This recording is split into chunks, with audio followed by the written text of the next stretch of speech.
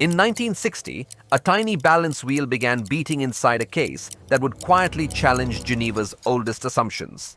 Seiko, a Japanese company, released the Grand Seiko First reference J140 Savinoa with a dial so clean it seemed to hold its breath. That year, Rolex had already existed for 55 years, founded by Hans Wilsdorf and Alfred Davis in London in 1905. The new watch wore no crown, no Swiss cross, nothing to signal heritage. It carried only a quiet name and an unsettling precision that the West had not yet learned to fear. The rivalry between these two houses is not a boxing match. It is a slow divergence between two philosophies of time, and the silence around it is deliberate. For decades, the global collector has been taught one story. Switzerland owns luxury. Japan builds tools. That story is comfortable. It sells catalogs and justifies waiting lists.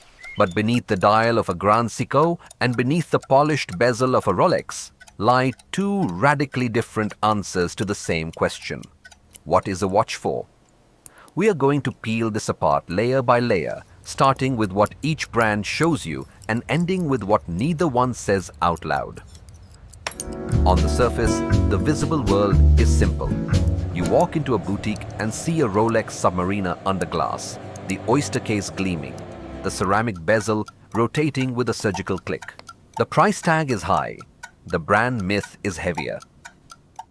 Hans Wilsdorf registered the Rolex name in 1908, and by 1990, the company had moved its headquarters to Geneva, Switzerland. Since then, the crown has become shorthand for arrival, for security, for a promise that the wrist is not just telling time, but announcing a status that requires no explanation.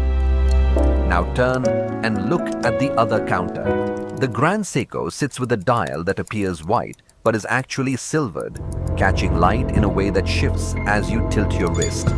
Its Dauphine hands are faceted like blades, and the indices are polished to a mirror finish.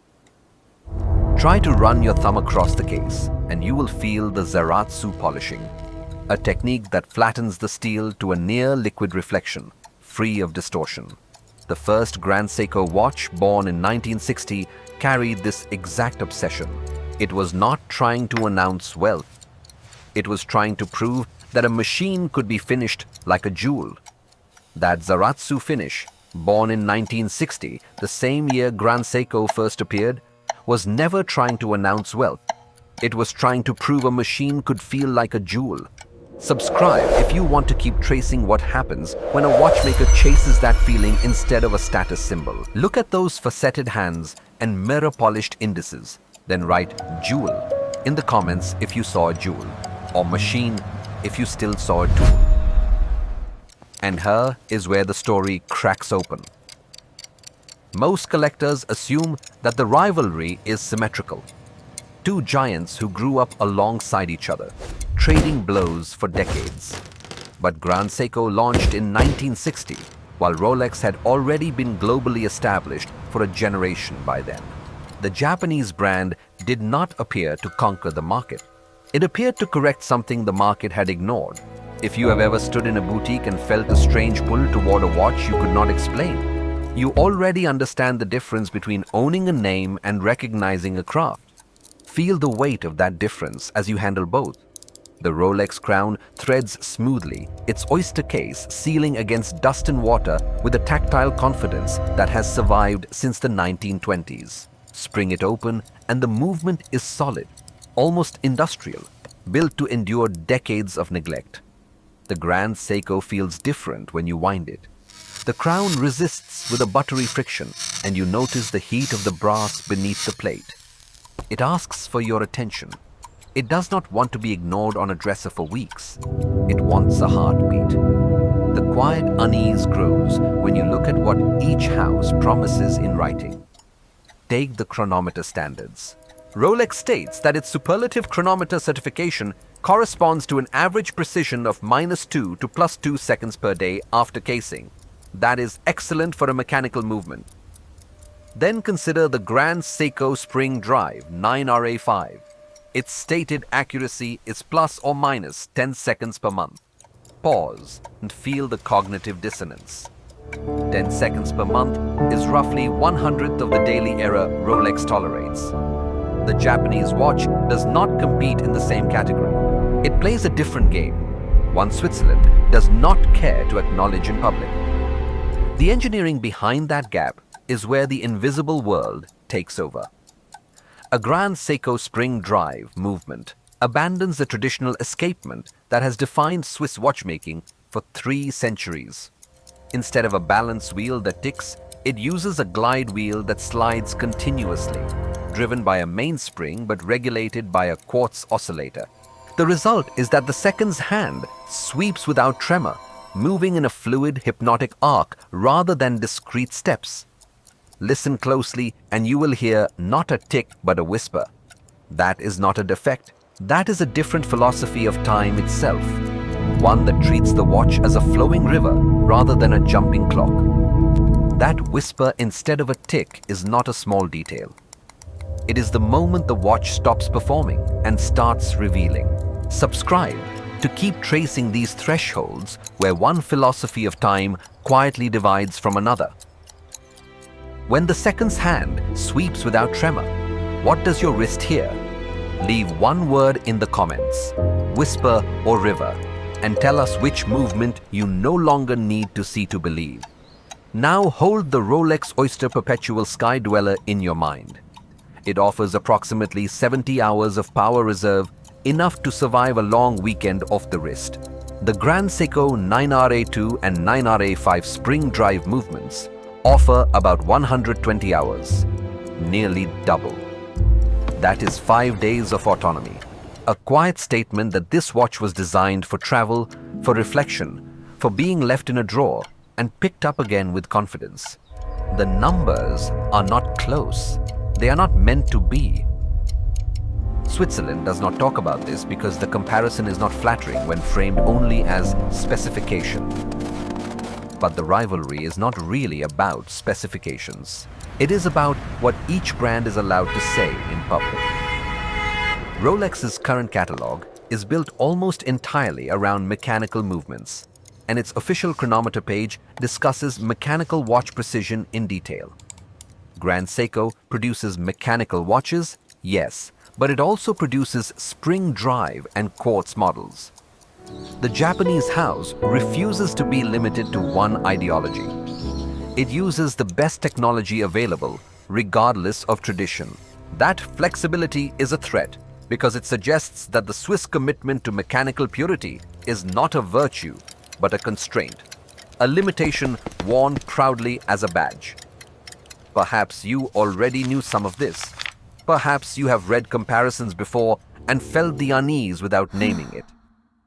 The collector who sees only the dial buys the wrong watch for the rest of his life. The collector who reads the movement buys one watch that lasts 2 centuries. Which one have you been?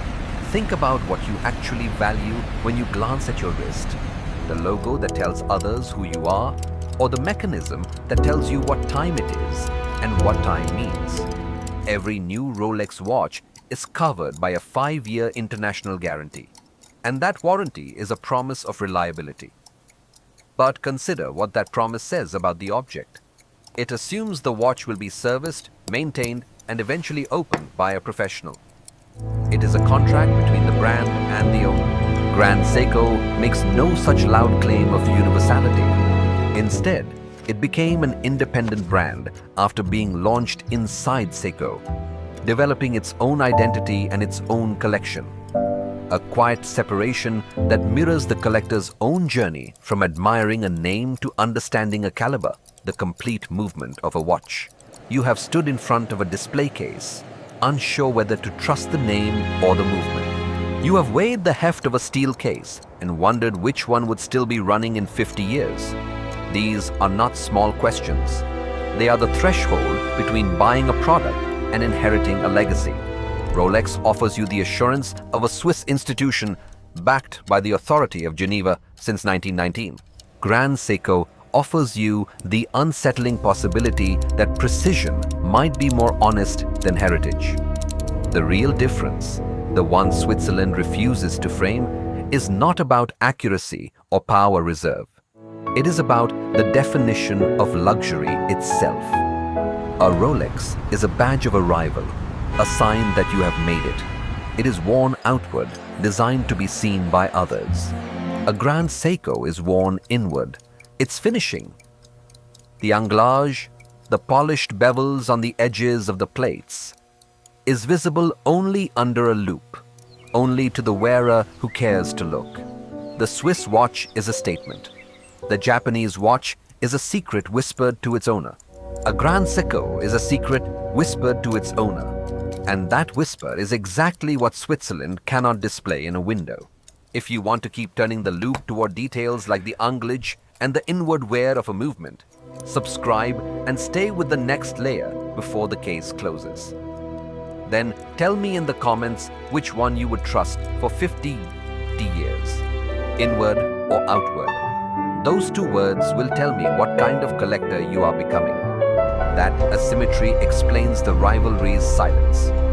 Switzerland built its reputation on the visible, the crown, the crest, the immortalized name. Grand Seiko built its reputation on the invisible, the mirror polish of a screw head, the hand-applied bluing of the hands, the silent sweep of the glide wheel. You cannot advertise the invisible. You can only offer it to those who look closely. And that is exactly why the comparison unsettles Geneva. It is not a battle of equal opponents. It is a challenge to the very idea that a watch's value must be worn on the outside. By now, the title promise is nearly fulfilled. The rivalry Switzerland will not talk about is not a conspiracy. It is a discomfort. To discuss Grand Seiko fairly would force the Swiss industry to admit that heritage, however beautiful, is not the same as superiority. It would require acknowledging that a Japanese company, born in 1960, overtook the precision of the world's most famous watchmakers by questioning their most sacred assumption, the escapement itself. That is the unspoken truth, and it is why the crown prefers to say nothing at all. The two watches now sit on your wrist, one on each arm. The Rolex is heavy, confident, a shield against the world. The Grand Seiko is lighter, sharper, a scalpel. Both keep time. Both carry a guarantee. But one asks you to be seen and the other asks you to look. The legacy you carry forward is not the metal. It is the attention you choose to pay.